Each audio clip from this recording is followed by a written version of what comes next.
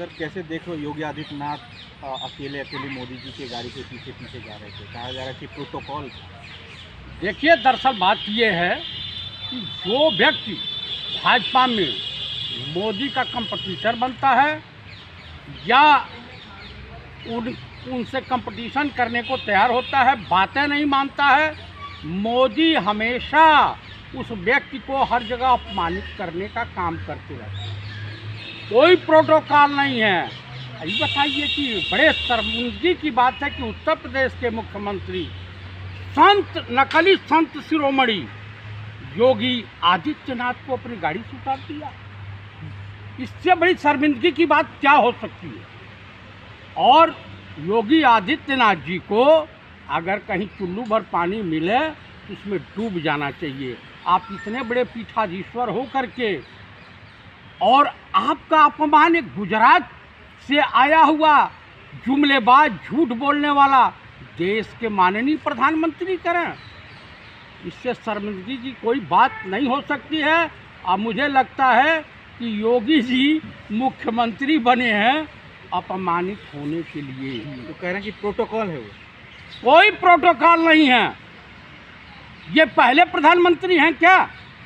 इस देश में और भी प्रधानमंत्री हुए हैं, इनसे ज़्यादा पावरफुल, इनसे ज़्यादा मजबूत स्वर्गीय श्रीमती इंदिरा गांधी थी, इसी देश की प्रधानमंत्री थी। स्वर्गीय लाल बहादुर शास्त्री थे, इसी देश के प्रधानमंत्री। स्वर्गीय पंडित जवाहरलाल नेहरू थे, हिंदू हृदय सम्राट, जिनके हे राम से किसी दूसरे धर्म वालों को तकलीफ नहीं हुआ करती थी। इस देश में राजीव गांधी जैसा संत, पंडित राजीव गांधी जैसा विद्वान प्रधानमंत्री हुए। इसी देश में महान, दुनिया के महान अर्थशास्त्री डॉक्टर मनमोहन सिंह जी, नरसिम्हा राव जी, माननीय अटल बिहारी वाजपेयी, हमारे राजनीतिक गुरु माननीय चंद्रशेखर जी, ये सब लोग प्रधानमंत्री इसी देश के हुए हैं। क्या विकल्प क्या हिंदुस्तान के पास क्या लग रहा है कि सर कैसे? देखिए, हिंदुस्तान के पास इस जाहिल, जुमलेबाज, गंवार प्रधानमंत्री ने दुनिया में हिंदुस्तान में कुछ किया या नहीं किया, लेकिन माननीय राहुल गांधी को नेता के तौर पे स्थापित कर दिया। अगर ये विरोध नहीं कांग्रेस का किए होते और राहुल जी का पर्सनली और गांधी परिवार का विरोध नहीं किए होते तो माननीय राहुल जी में इतना निखार कभी नहीं आता। अब वो निखार आ गया है कि जिससे पूरी भाजपा और संघ परिवार भयभीत है, सशंकित है कि भविष्य का नेता कांग्रेस को मिल गया। इस देश का जो है 2024 का प्रधानमंत्री के रूप में दावेदार मिल गया। 2024 में माननीय राहुल गांधी इस देश की प्रधानमंत्री की कुर्सी संभालने के लिए तैयार है। वसीम रिजवी और यति नरसिंहानंद जी एक हो गए हैं, किताब का खूब विमोचन कर रहे हैं। ऐसा है कि वसीम रिजवी इस्लाम के नाम पर बदनुमा धब्बा है और सनातन धर्म के नाम पर ये भाड़ वही जो भी है ये दुकानदारी चलाता है, भाड़ है। ये आरएसएस का भाड़ है और उसके आरएसएस वालों के इशारे पर अपनी दुकानदारी चला रहा है। भगवा वस्त्र पहन करके सनातन धर्म को बदनाम कर रहा है और वसीम रिजवी इस्लाम को बदनाम कर रहे हैं। यमुना एक्सप्रेस वे का अभी उद्घाटन हुआ है नरेंद्र मोदी जी ने। रोड पे जो है हाईवे पे कई हेलीकॉप्टर्स, जहाज उतारा गया है उद्घाटन के लिए, इसको कैसे देखा? देखिए, इस देश में लूट मची है। जिसको जिस भाजपाई, जिस संघी को जितना लूटना है वो लूट रहा है। और मोदी जी जैसा प्रकांड मूर्खाधिराज और उत्तर प्रदेश के माननीय मुख्यमंत्री जैसा प्रकांड ढपोरसंखी अगर है तो कुछ भी संभव है। कुछ भी संभव? हाँ, कुछ भी संभव है। आरएसएस बहुत दिनों से शांत बैठी हुई सर, कुछ हलचल नहीं दिख रहा है। आरएसएस को अपना पतन दिखाई दे रहा है कि कांग्रेस आएगी तो हमारे साथ कैसा व्यवहार करेगी। तो इसलिए आरएसएस चिंतित है कि उत्तर प्रदेश भाजपा के हाथ से निकल रहा है, इसके लिए हम क्या करें, क्योंकि वहाँ का सनातनी ब्राह्मण समाज जो है वो सीधे कांग्रेस के साथ तटस्थ होकर खड़ा हो गया। 17% की आबादी है और ब्राह्मण समाज जब ललकार के चलेगा तो सपा बसपा को मुसलमान सुरमा लगाने के लिए भी नहीं मिलेगा। कांग्रेस की सरकार बनने जा रही है, आप लोगों को कांग्रेस की सरकार बनने के बाद मैं मिठाई खिलाऊंगा। आप मिठाई खिलाएंगे? हाँ, पक्का खिलाऊंगा। भाजपा वाले कह रहे हैं कि आपको मिठाई खिलाएंगे। भाजपा वालों की हैसियत है, आज तक जयप्रकाश चतुर्वेदी, सनातनी ब्राह्मण, स्वाभिमानी, कभी इनसे एक चिट्ठी नहीं, आप नरेंद्र मोदी योगी जी से बड़का ब्राह्मण हैं, हम उनके भागवत से बड़का ब्राह्मण हैं। भागवत ब्राह्मण है, किसने कहे ब्राह्मण? तो यहूदी है, उसके पूर्वज इतिहास तक यहूदी है। हाँ, और क्या, यहूदी है, यहूदी है भाई। आपको कोई शक लग रहा है? आप भी जो भी ब्राह्मण वंशावली 1952 में शुक्ला जी ने लिखा था, वहाँ के बीएचयू के प्रोफेसर हुआ करते तो उसको उठा के पढ़ लीजिए, समझ में आ जाएगा। उसमें ये कहीं नहीं है कोकड़ी। इसीलिए मारकाट मचा हुआ है देश में। देखिए, ब्राह्मण शांत स्वभाव का होता है, वो देश प्रेमी होता है, वो अंधविश्वासी बकलोल अंधभक्त नहीं होता है, वो ईश्वर में आस्था रखता है। सनातनी ब्राह्मण धर्म की रक्षा हेतु कष्ट सहता है, वेद शास्त्रों की रक्षा हेतु, लेकिन हिंदुज़म और हिंदू से उसको कुछ लेना देना नहीं। कंगना ने फिर महात्मा गांधी पर विवादित बयान दे दिया है। अच्छा, ये बताइए, अब मैं बयान कंगना जैसी क्या करना है? बदतमीज, बेहया, हैं, महिला को बेहया आप कह रहे हैं? बेहया नहीं तो और क्या है, थेथर हैं। थेथर कह रहे हैं? हाँ, कह रहा हूँ।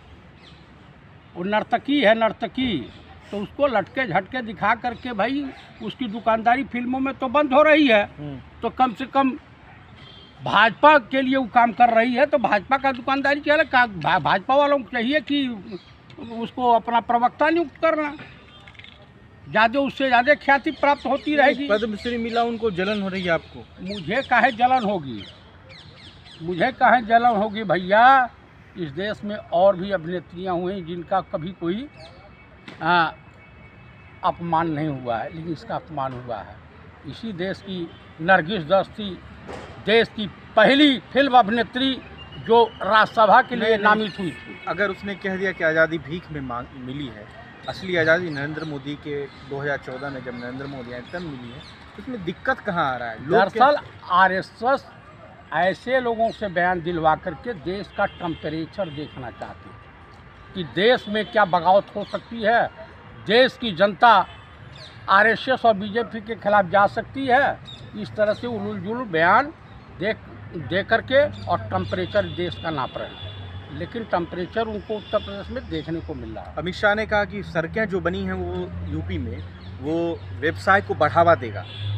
अमित शाह ने तो अपने लड़के को बढ़ावा दे दिया है व्यवसाय में, और मोदी जी वो सड़कें अडानी अंबानी को दे करके माल कमाएंगे।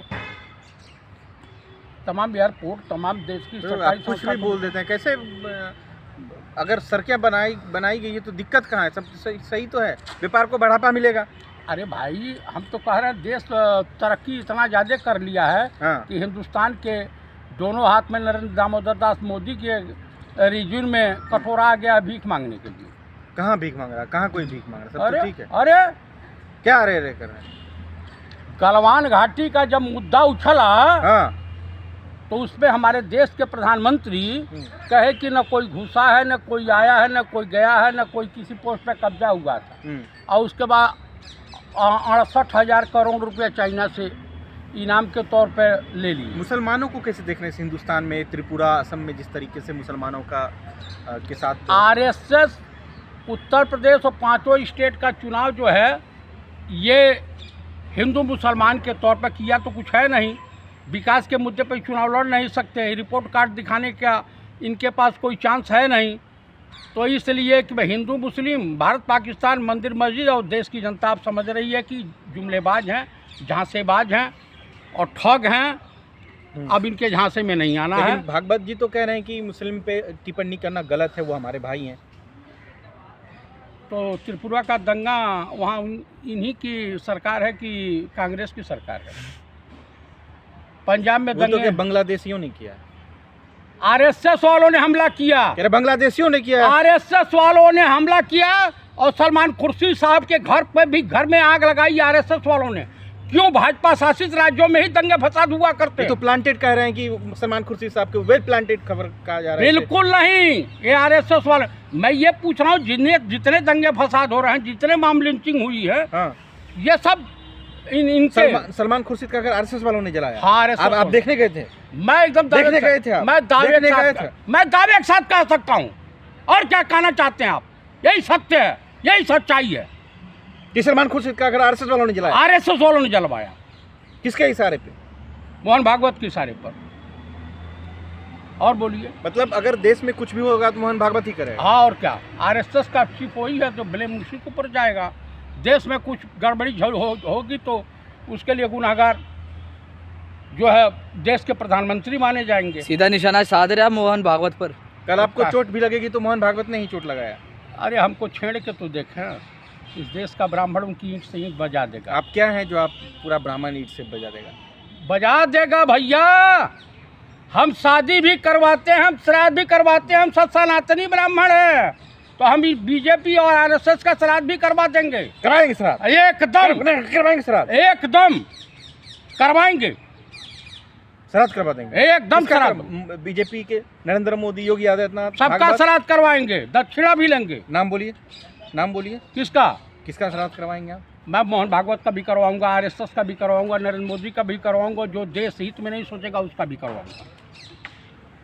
अंतिम संस्कार हमारा पेशा है, हमारा काम है। हम देश के लिए जीते हैं, देश के लिए मरेंगे। ये तो मोदी जी भी कह रहे हैं कि देश के लिए जीते हैं, देश